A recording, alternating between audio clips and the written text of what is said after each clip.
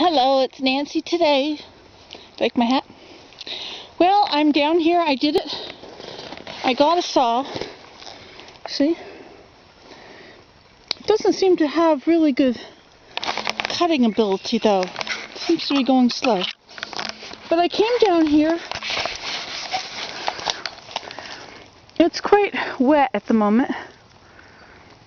So I broke off all those dead branches that were standing up from this alder clump. I just laid them down on the ground so we could step on them. And that tree, which was also at quite an angle there. I broke off a few of those. See down there? Those are the dead ones. They're no good for weaving. So now I'm going to sit in my handy dandy chair. Oh! Wow, I went right down in. How far down in did I go? Let's see if you can even see it. That's the bottom of the chair. And there's the ground. It's one thing about legs on chairs. If it's wet soil, you just might go sinking down in.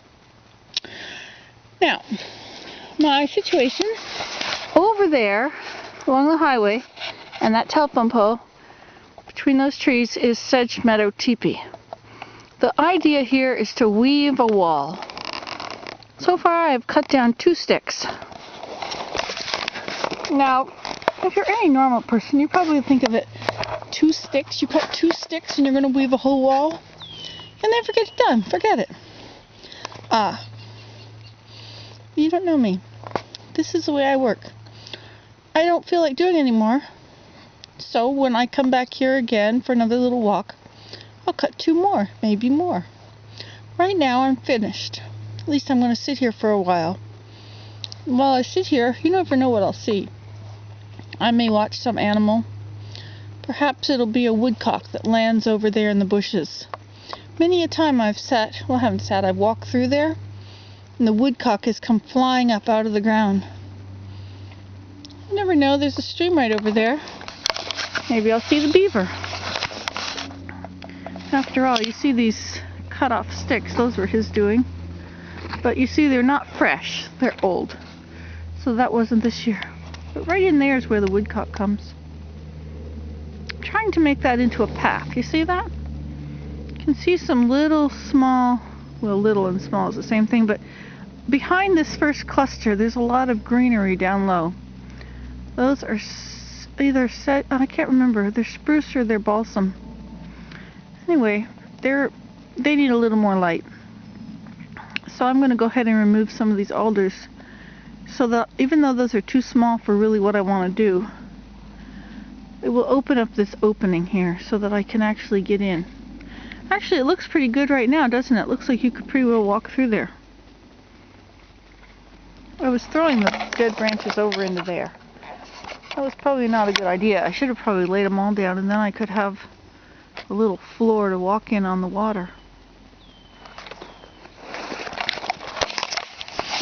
Okay, so that's it. Now here we are, having done a bit of a job.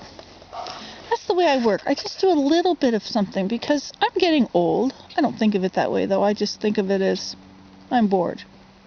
See, I'm down here, I do a little bit, and then I think, well, that's my energy, pretty used up.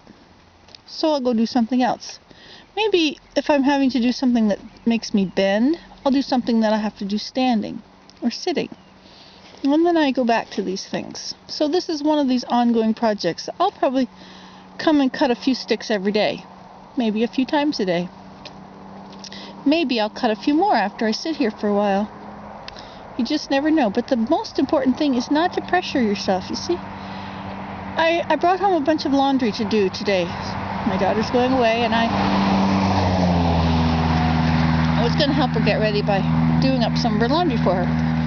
And at home, it's nothing to throw in a bunch of laundry and have the laundry always, ready for another load.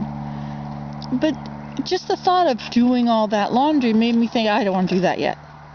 See, if I wasn't thinking in terms of the whole project, I could do it.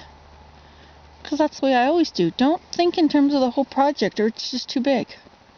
Just do a little tiny bit. People are amazed at what I accomplish, so it works. You just have to live your life that way, doing a little tiny bit, and before you know it, you don't want to leave it all undone, so after you've done a little tiny bit, you might do a little tiny bit more. Anyway, tips from Nancy.